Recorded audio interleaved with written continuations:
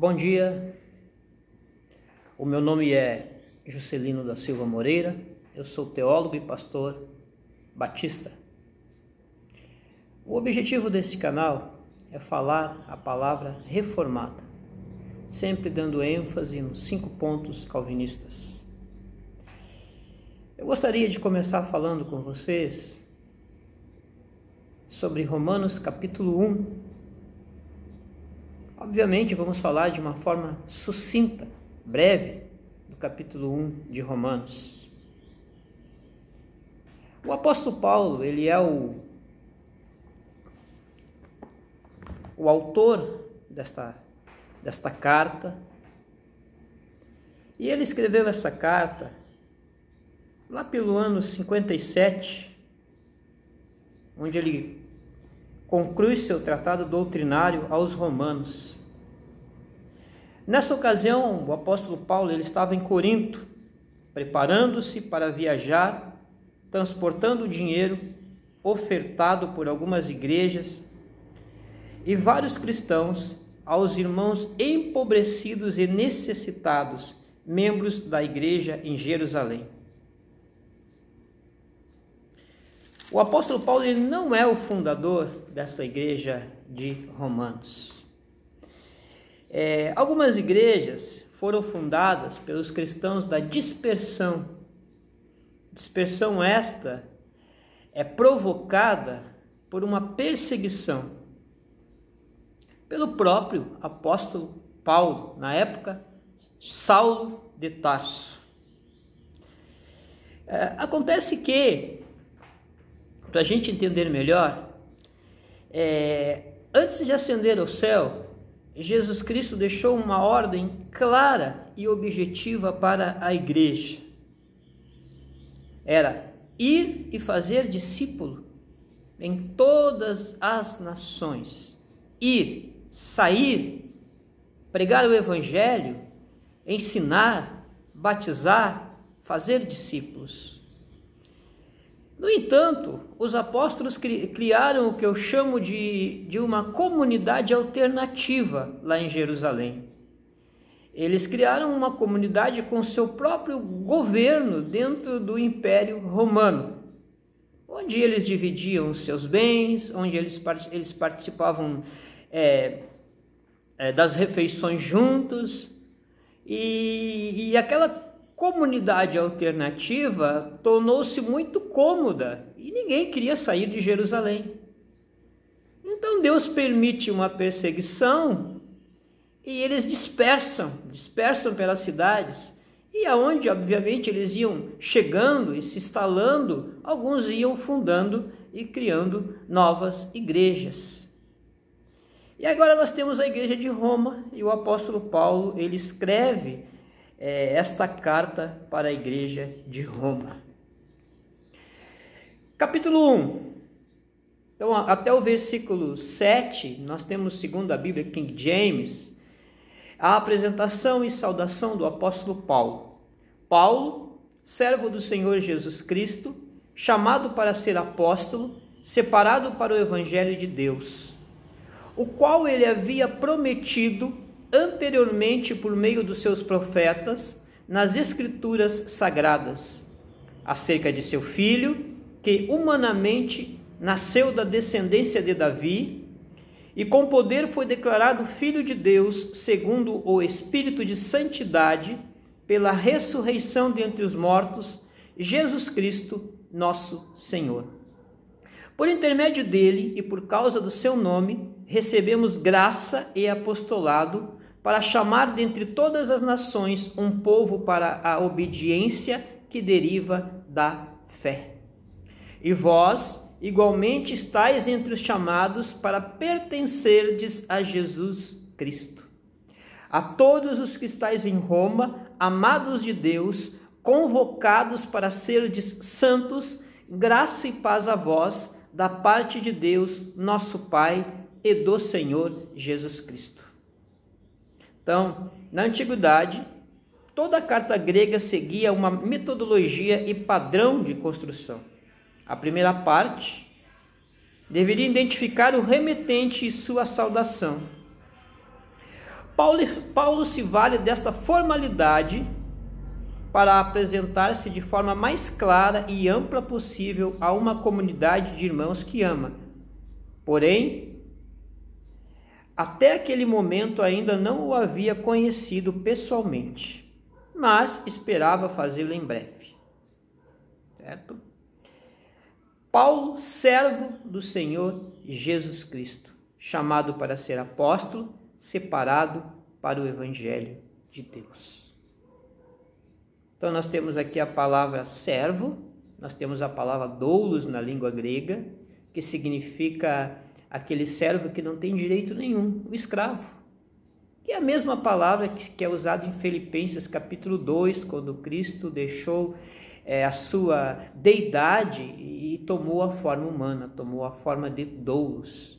Na língua grega nós temos duas palavras para servo, é diáconos e doulos. Então diácono ou diáconos é o jornaleiro, é aquele servo que tem uma jornada de trabalho e no final do dia recebe o seu pagamento. Ele é o diácono, o jornaleiro. No entanto, o doulos é aquele servo que não tem direito nenhum, é aquele servo que trabalha o dia todo no campo, volta, prepara o alimento do seu senhor, prepara a mesa, chama o seu senhor para se alimentar e, se sobrar, come. Quer dizer, é o servo que não tem direito nenhum, é o doulos, é o escravo. Então é assim que Paulo se coloca. O qual ele havia prometido anteriormente por meio de seus profetas nas Escrituras Sagradas, acerca de seu filho, que humanamente nasceu da descendência de Davi.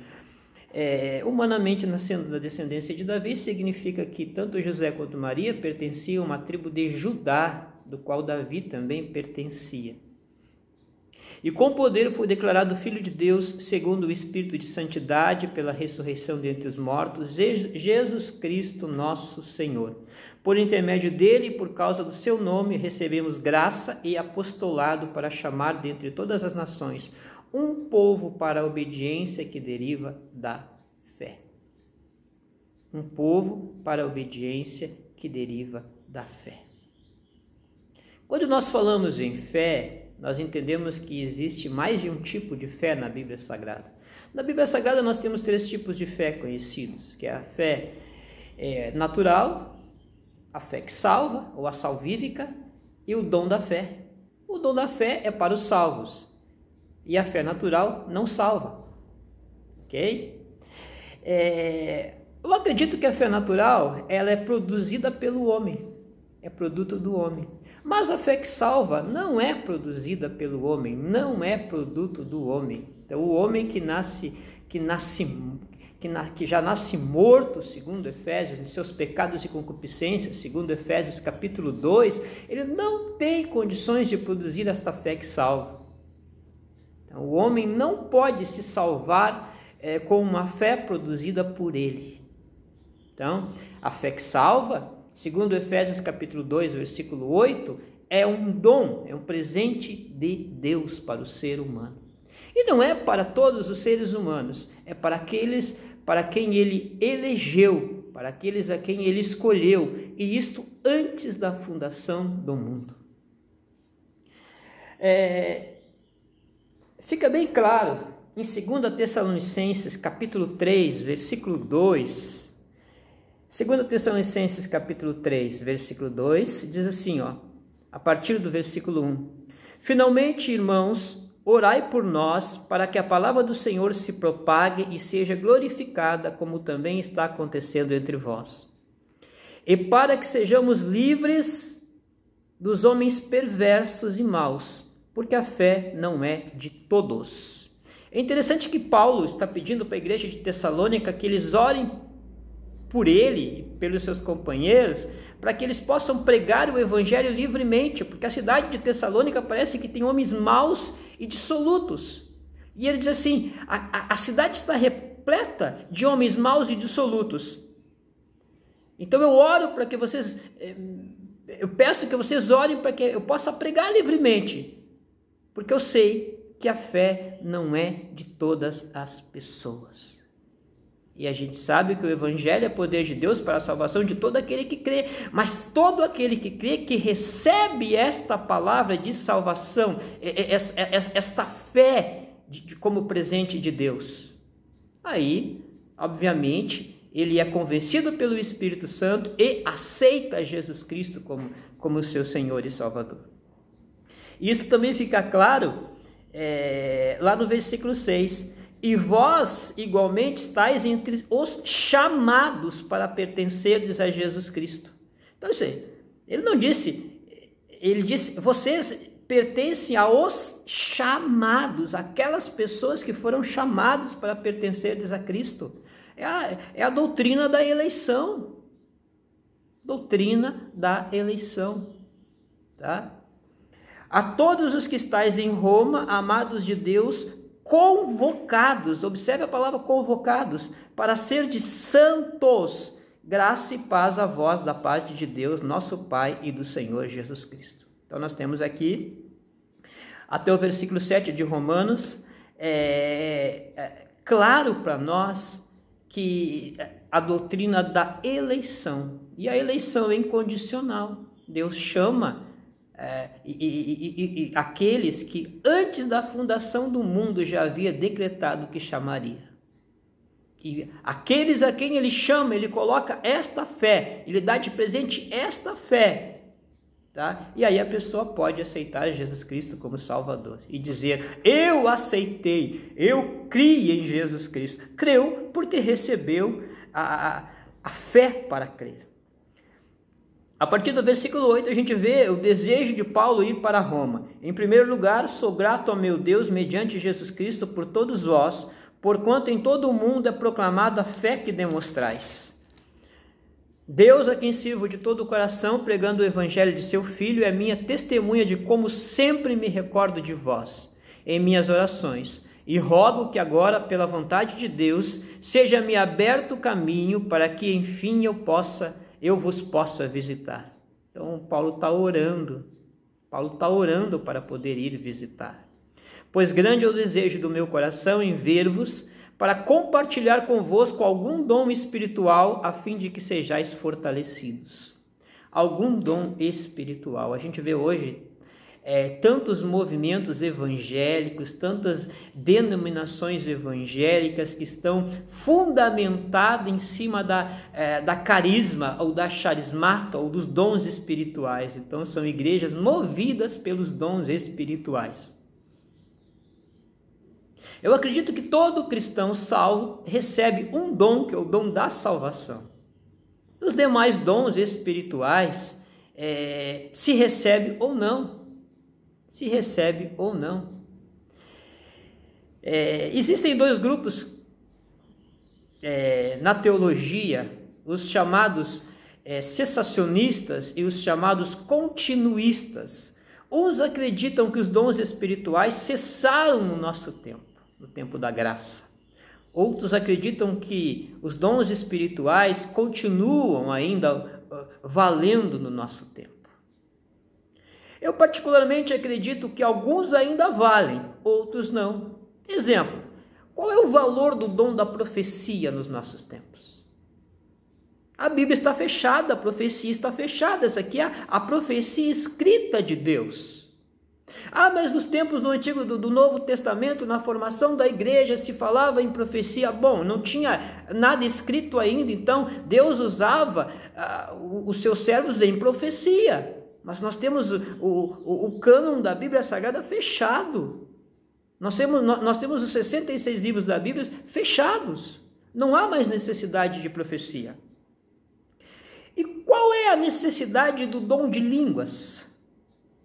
Alguém disse que esse glossolalia é uma língua de anjos. Mas o apóstolo Paulo lá em 1 Coríntios disse 13, ainda que eu falasse a língua dos anjos. Ele disse ainda, ele deixou um ponto de interrogação para nós aqui.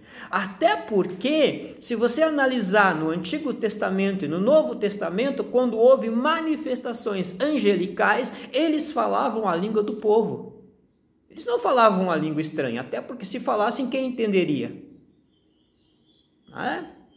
Mas lá em em Atos dos Apóstolos, eles falaram, Pedro, usado pelo Senhor, falou uma língua estranha, diferente. Não, vamos entender da seguinte maneira. Existiam mais ou menos 16 cidades ou países representados ali naquela festa.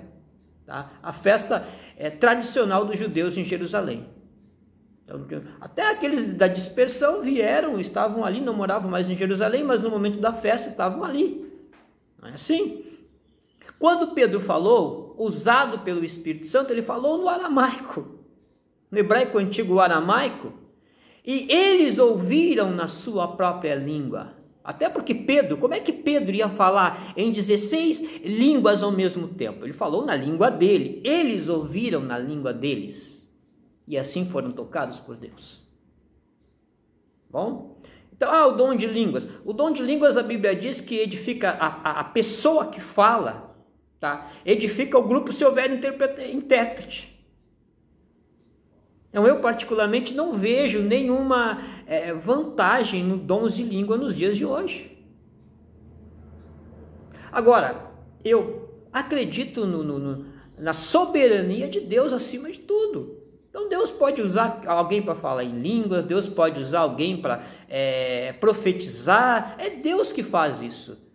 No entanto, a Bíblia diz também que esses dons espirituais eles devem ser usados com decência e ordem. Paulo mesmo disse, se eu chegar numa igreja e tiver todas as pessoas falando no idioma que ninguém se entende, como é que alguém vai se converter? Essa pessoa vai dizer, eles estão todos loucos. Então nós temos que ter sabedoria nisso aí. Então Paulo naquela época ele queria ir até a igreja para poder compartilhar com os irmãos algum dom espiritual. Tá? Pois grande é o meu desejo, é o desejo do meu coração em ver-vos para compartilhar convosco algum dom espiritual a fim de que sejais fortalecidos. Quero dizer, para que eu e vós sejamos mutuamente encorajados pela fé. E não desejo, irmãos, que desconheçais que por muitas vezes planejei visitar-vos, contudo, tenho sido impedido até esse momento. Meu objetivo é colher algum fruto espiritual entre vós, assim como tenho alcançado entre os gentios.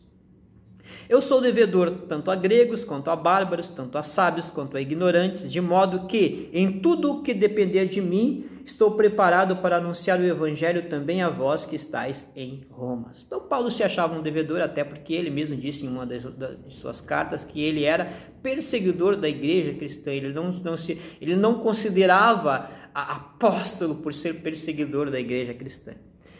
E depois a gente vai para o tema da carta, que é a justificação, a justiça pela fé, a justificação pela fé, a partir do versículo 16.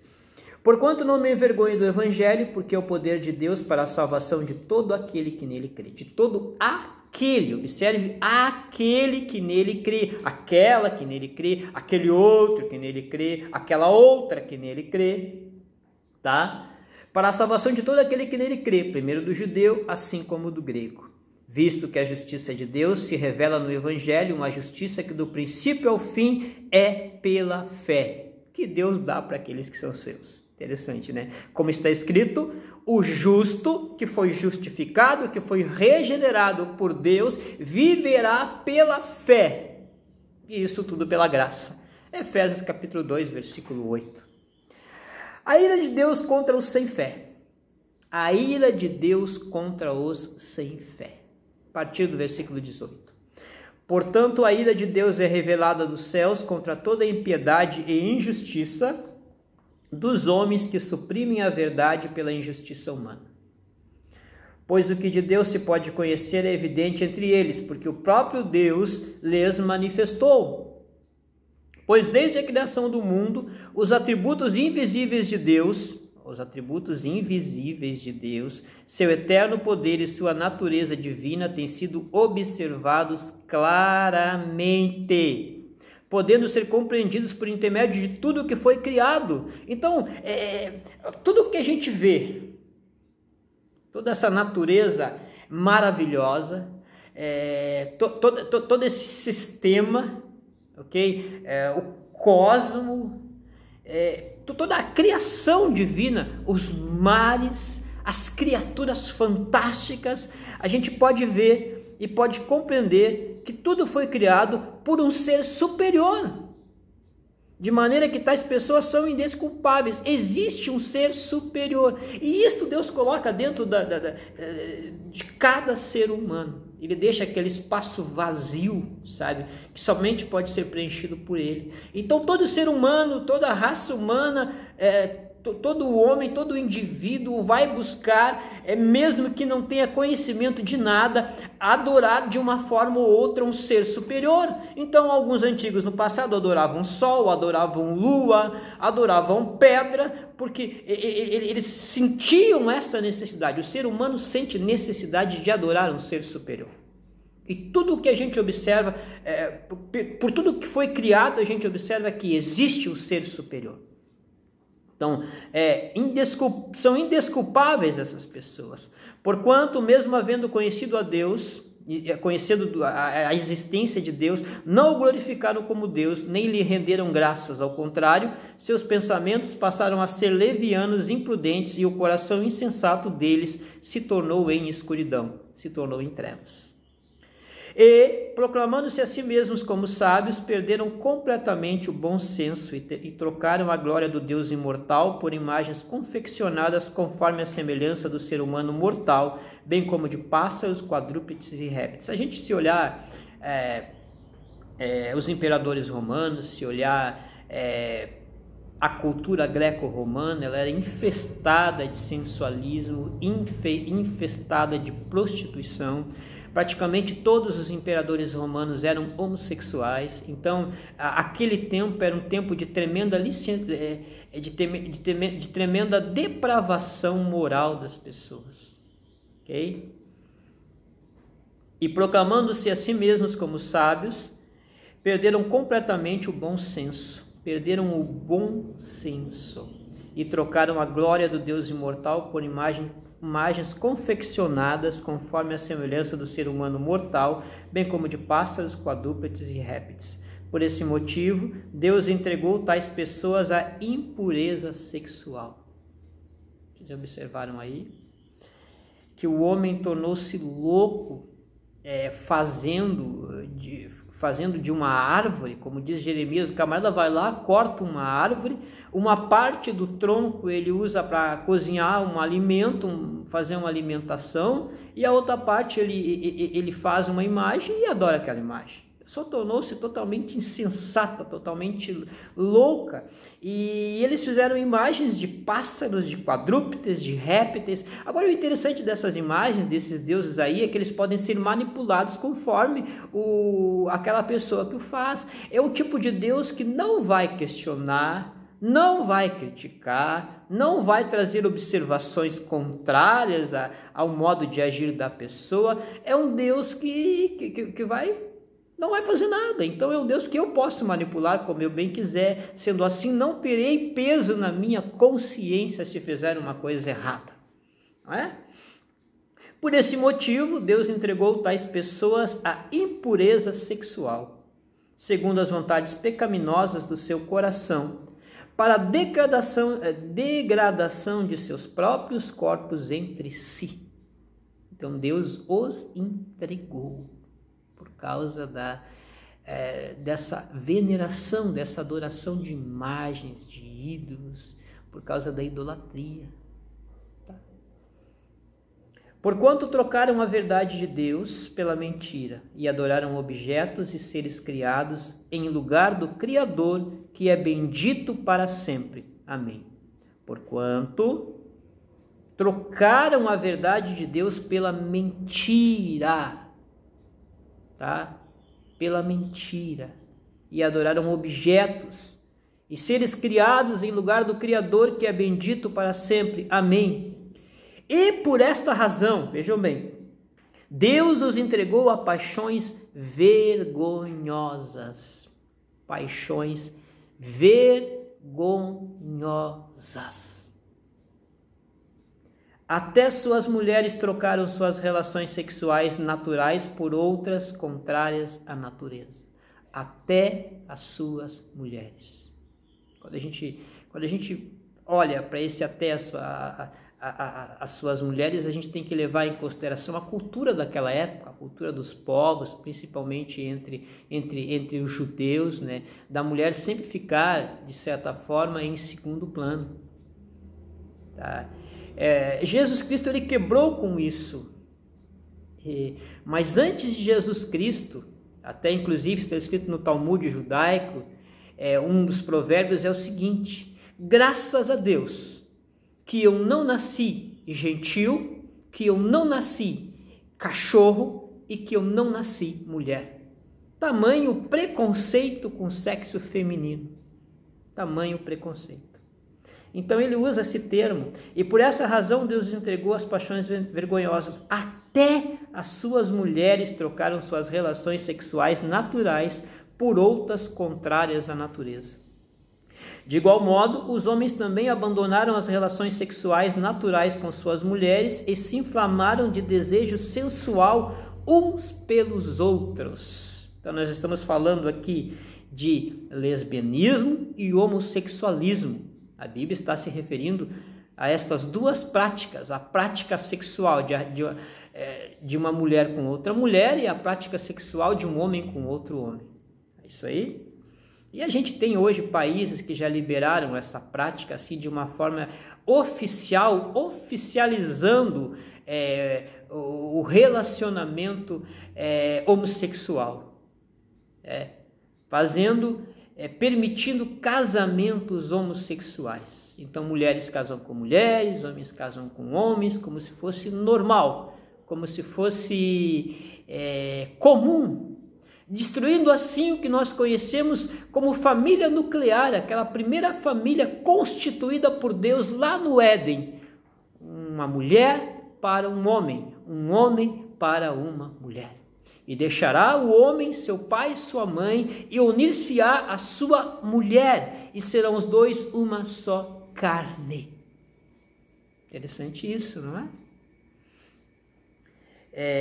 De igual modo, os homens também abandonaram as relações sexuais naturais com suas mulheres e se inflamaram de desejo sensual uns pelos outros, deram então início à sucessão de atos indecentes, homens com homens, e por isso receberam em si mesmos o castigo que a sua perversão requereu. Está escrito em Gálatas, capítulo 6, aquele que o homem planta, ele colhe. E ninguém planta, ninguém colhe na mesma proporção que plantou. Ninguém planta 2 grãos de milho para colher 2 grãos de milho. Não teria por que plantar se fosse desta forma. Nós plantamos 2 grãos de milho, ou 3 grãos de milho, nasce um pé, do pé nascem algumas espigas e cada espiga tem vários grãos. Então a proporção que se colhe é muito maior do que a proporção que se planta. Então diz assim: o castigo que a sua perversão requereu. E a Bíblia também diz que aquele que está sujo, suje-se mais ainda. E a Bíblia também diz que um abismo chama outro abismo. E nós estamos vivendo num período de depravação total. E nós temos que cuidar como igreja, que segundo a história, a interpretação histórica de Apocalipse, nós vivemos no período de Laodiceia, no período da igreja morna, no período do esfriamento, no período da liceosidade, no período em que se permite dentro das igrejas coisas que, meu Deus, a gente se escandaliza. Então nós temos que observar isso aí também no nosso meio, no nosso segmento, no nosso grupo. Além do mais, considerando que desprezaram o conhecimento de essas pessoas, desprezaram o conhecimento de Deus. Ele mesmo os entregou aos ardis de suas próprias mentes depravadas, que os conduz a praticar tudo o que é reprovável. Então, tornaram-se cheios de toda espécie de injustiça, maldade, ganância e depravação.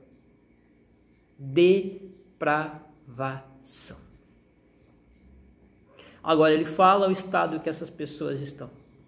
Observe ainda na parte B do versículo 29 de Romanos capítulo 1. Estão empanturrados. Olha a forma como se colocou nessa tradução da King James. Estão empanturrados de inveja. São pessoas invejosas. De homicídio, são pessoas que matam. De rivalidades, são pessoas que vivem na disputa, disputando. De engano, são cegas espiritualmente. De malícia, são pessoas perniciosas, maliciosas. São bisbilhoteiros, caluniadores, inimigos de Deus, insolentes, arrogantes e presunçosos. O que mais a gente vê nesses grupos, tá? É a arrogância e a presunção de se acharem que estão certos, de acharem que o que estão fazendo é normal, do que estão praticando é normal. Mas a gente vê o que a Bíblia diz.